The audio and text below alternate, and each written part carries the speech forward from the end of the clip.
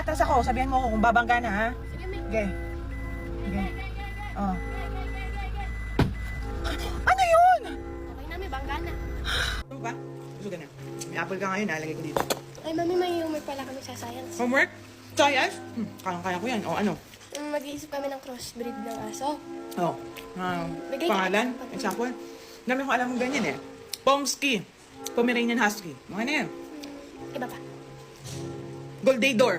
Golden Retriever tsaka Labrador Retriever. Gandang aso yun. Ano pa, ano pa? Ay mo nun? Corgi po. Corgi tsaka poodle. Ay, ang cute-cute nun. Ayun na lang.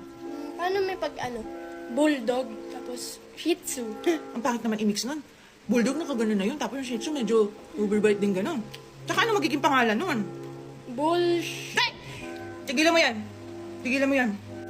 Mami, may tampo na naman ata yung best friend ko sa akin. Hindi ako pinapansin eh. Bakit na naman? Alam mo,